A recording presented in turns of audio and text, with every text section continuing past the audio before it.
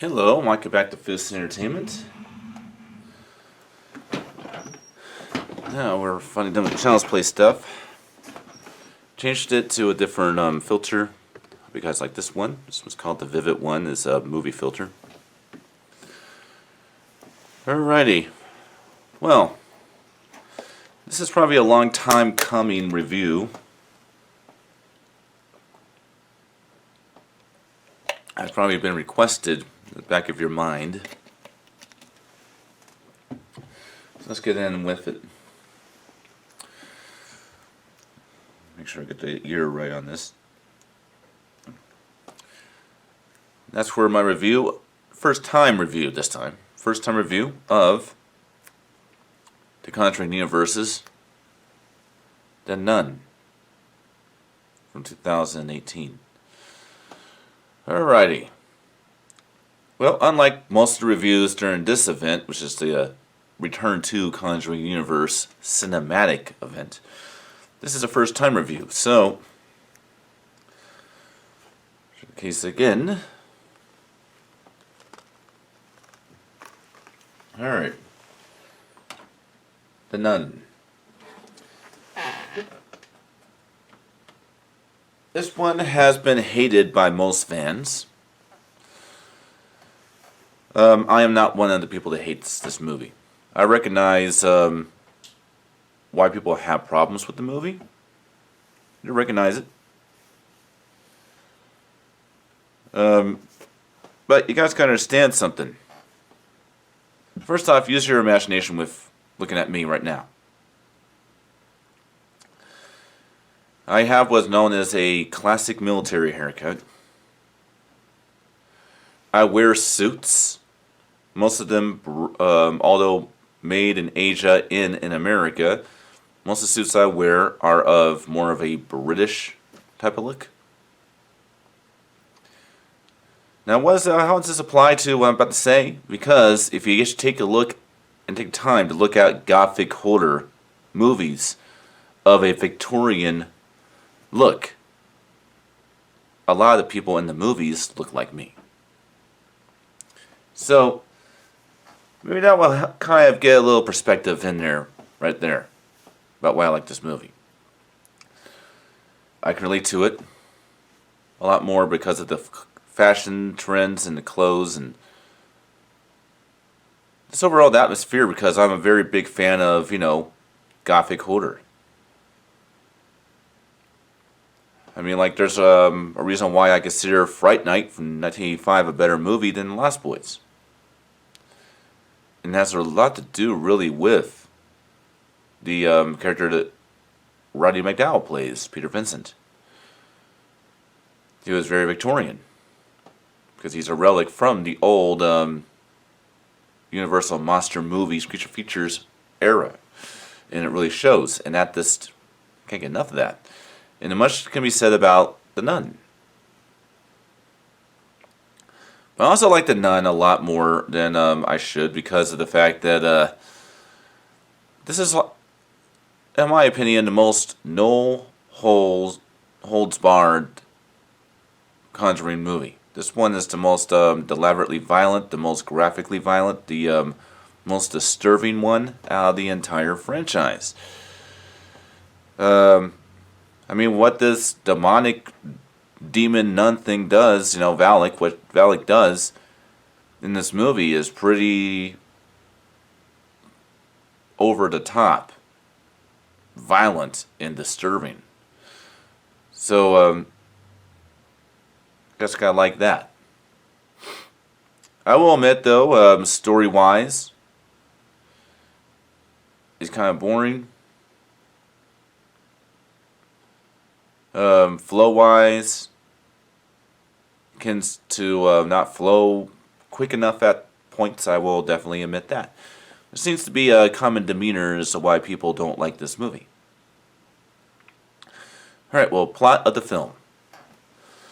And we'll go for this pretty quickly on the plot of the film, because I want to get through this and get into a return to Annabelle Creation, which is the title of the next video, which will be a cinematic review, because I already reviewed the movie, although I will probably go to the plot real quick in that one.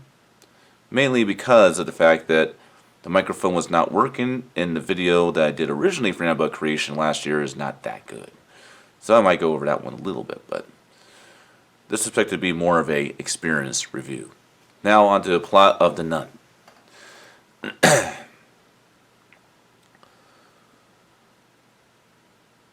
Because of the Catholic Church stirring up controversy behind the suicide of a Romanian nun, the Catholic Church and the Vatican send a specialist priest who is an expert in paranormal activity with a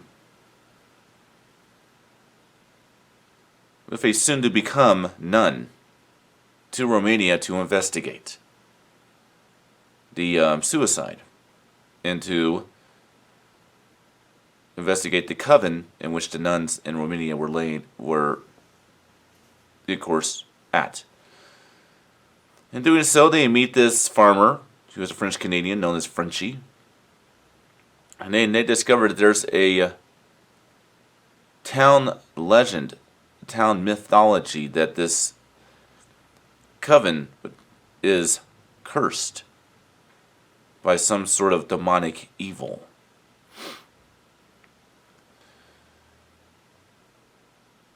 After being invited in by the Reverend Mother of the coven, the priest and the soon-to-be nun rest at the coven and slowly discover that it is pretty much cursed by a demonic presence. And the soon-to-be nun slowly discovers that all the nuns are actually dead, and they're actually spirits, they're actually ghosts. She comes face to face with the truth that the last nun to commit suicide was literally the last nun, and she did it to save our world because of a demonic demon that wants to possess the living, known as Valak. He takes on the presence of a demonic nun, wants to plague the world, and that the sisterhood of this coven of nuns sacrifice themselves to keep the evil from spreading outside of the covenant, or the coven. And they find that they have to find this ancient relic, a talisman of sorts, which has within it the blood of Christ, and that is the only thing that can send this demon back to hell. And of course, the cliffhanger of the movie, which always is a cliffhanger in most of these, the cliffhanger of the movie is that our French-Canadian farmer, Frenchie, Valak somehow transferred its presence somewhat into this French-Canadian. So something of Valak resides in the French-Canadian by the end of the film. And of course we see how it makes a nod to The Conjuring 2 by having, of course, that projector image that was done at that college study, university study with the Warrens, showing how Lorraine was frightened and scared and screaming about something. And now we kind of know what that something was. It was Valak. And that's how the movie ends. Alright. Quality. Good and disappointing at the same time. This film picture is very good, I would say. I watched it theatrically. This one I did watch with the previous projector, not with the newer one. But I actually, to be told, actually take it back. I actually did have a new projector at that point in time.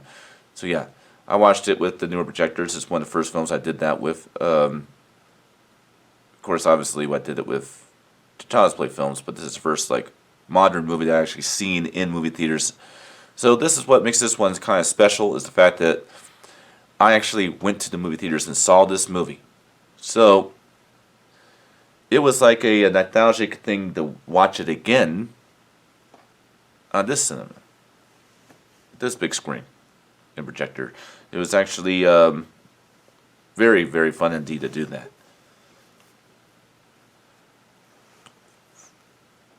The picture is still, in my opinion, it strives more towards being cold temperatured at night, with it being more neutral during the day. So daytime sequences of the film are more neutral temperatured. Nighttime stuff is very cold temperatured, but I think that has to do with the setting more than anything else. But it does have this like gothic type look to it, and it does actually have, and this is something I found very interesting, is it actually has this it does have this 1950s nostalgic type of look about how the movie was filmed. This is something I always liked about the Conjuring films. They fit in with their times, with the way the films are actually filmed. Cinematography of the films are very much relevant to the time in which they take place, which I really enjoy. Alright, audio. This is where it gets a little disappointing. This film is presented in Dolby Atmos. You have the option of DTS HD Master Audio, but I have a Dolby Atmos decoder, so I watched it in Dolby Atmos.